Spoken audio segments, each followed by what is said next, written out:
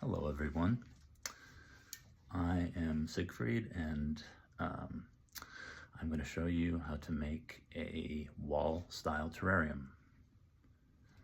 This container I purchased from, I'm not actually sure where I purchased it, but it's very similar to one you would get at the Dollar Tree, except it's a little bit taller. As you can see, I've already put the drainage layer in the very bottom, which consists of peat gravel, and I like to put it about 1 inch from the bottom, depending on the size of the container. So before you put your rocks in the container, always make sure that it's properly cleaned with soap and water. Okay, so one thing that's very important when you make terrariums is never be in a hurry. So remember, the more time that you can take to be prepared, the better the terrarium will turn out. I have most everything ready, so I'm going to go ahead and get started. And the first step in this process is to tilt the terrarium sideways and try to get it to, since this is a wall style, we are going to want the bottom drainage layer to be about a 45-degree angle.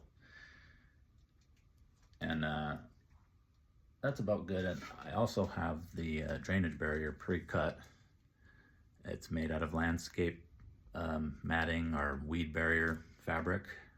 And I cut it to this shape because I find that for this particular container, it works very well. And just put it in the bottom, so it's covering most all of the rocks. Taking some of the rocks out because there was just a little bit too much. I think I had a little bit more than 1 inch there.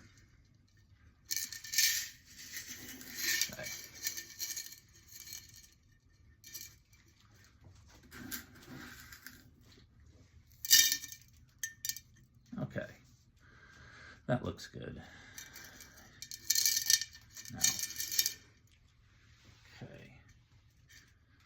Now it's at a 45. And so when you're building a wall style, you're not actually building it upright. You're going to build it at an angle so that the rocks will lay at an angle. That's why you need to keep it tipped like this, tipped back.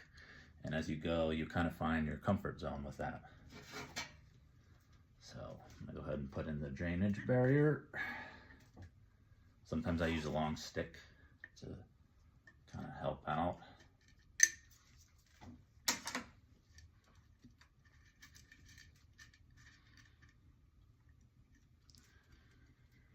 And then I usually like to add a little bit of rocks after I put in the drainage barrier just to kind of hold it in place. But that's all up to you. Some people just put the soil in or put some moss in. There's a lot of different ways to do it.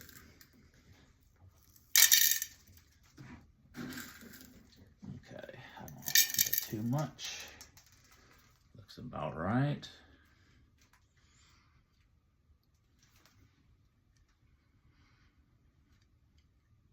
So what the drainage barrier allows you to do with the wall style is it allows you to actually get a more drainage for your soil, so the soil doesn't become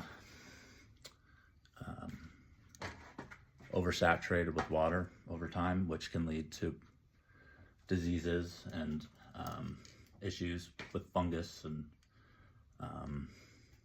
and it can also dry it out quicker if you don't have a drainage layer. So a wall style is simply making use of vertical spaces in a more efficient manner. And when you think about it, it actually helps to simulate what nature's doing. Now, as as you put soil in, you obviously want to keep it tipped back. And what you can do is get kind of amount you think is good to where you can start patting it down a bit. And I'm just using a ruler. You can use anything that's shaped like a long stick. It doesn't have to be.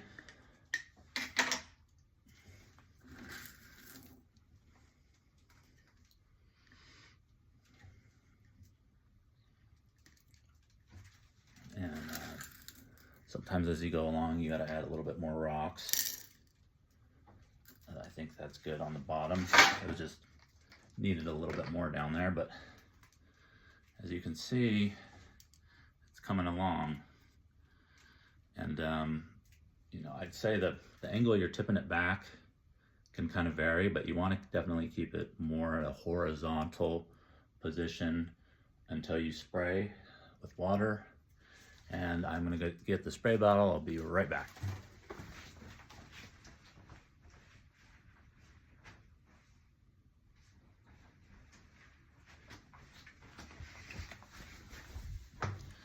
Okay, now once the soil's in and you feel comfortable, go ahead and start spraying with water.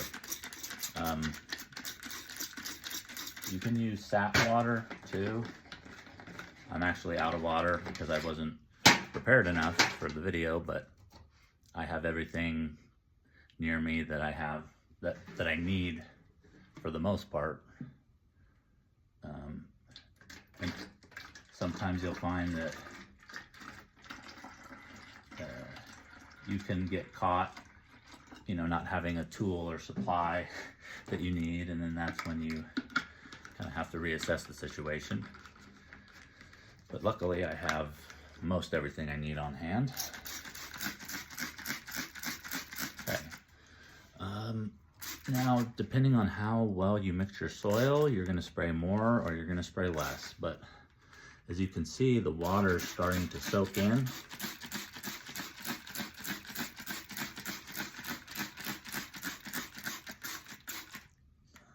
Here, go on the other side. You can see it soaking in there. And what you want is all the soil to be this darker brown, blackish color instead of the lighter color, which is an indication that it's drier, where the soil has a lighter color. So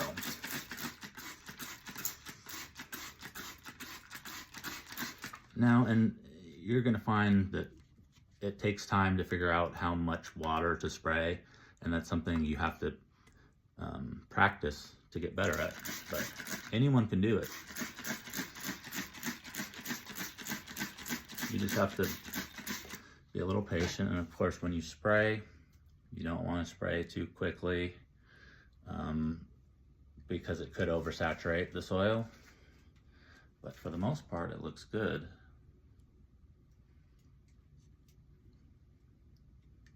See the difference in the color? It's all the main indication of whether it's saturated. You can see it's a little lighter right there, so I'm going to spray on that side just a bit more. And sometimes you can tilt them a little bit left to right in order to help kind of bring the water where you need it.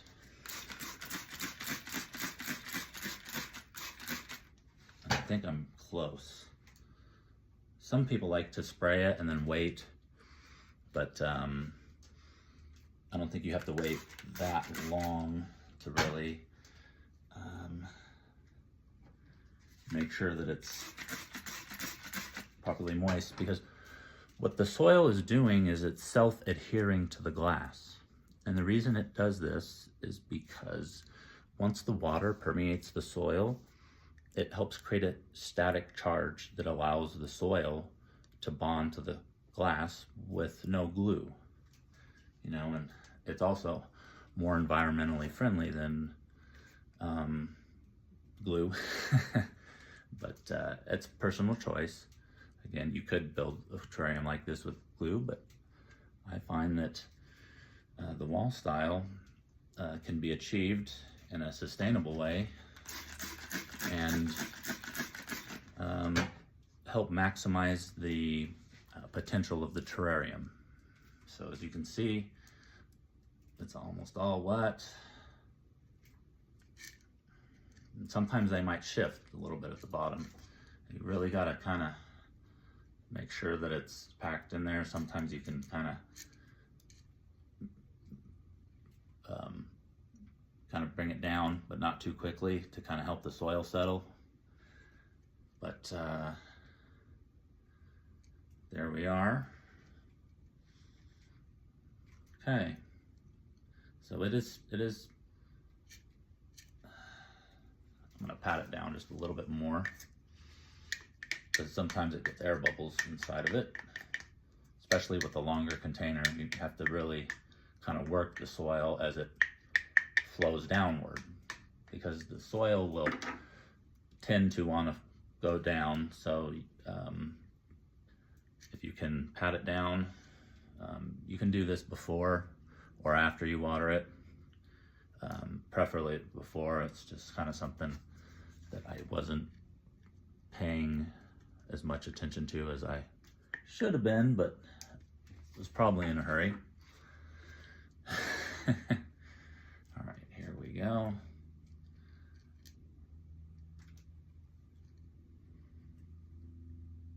Okay, now we are ready for some plants. And you can use plants or moss. Today I am just using some apesias, and I'm just kind of, sometimes I toss them in there just to get them to the bottom, just to get them down there, and then once I get them to the bottom, I position them. It's kind of a personal preference. I think the main thing is to be gentle with plants.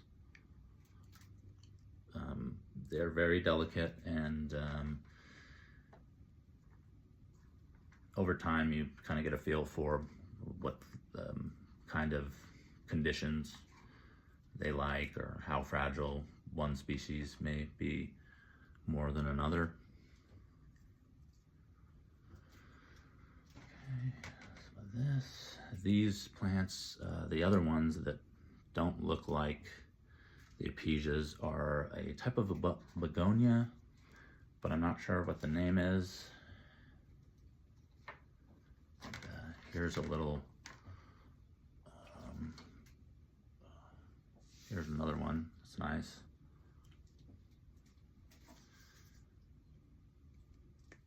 And you can kind of see it so far. I think I'm gonna add a few more plants to, there's a red Photonia. And I'm not really doing any moss on this one just because I didn't feel like it this time.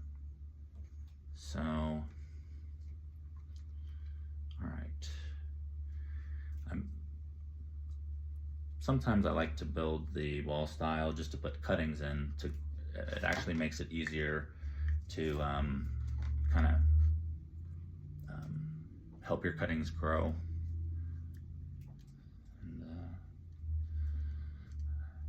We're about there.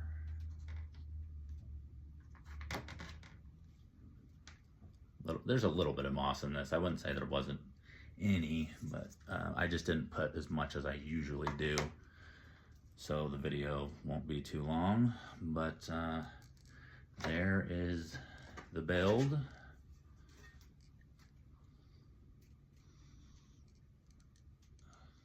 So yeah, you can get a container like this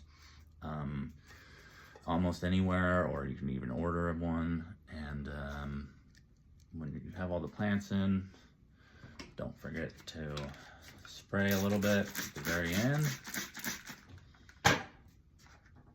and seal it up,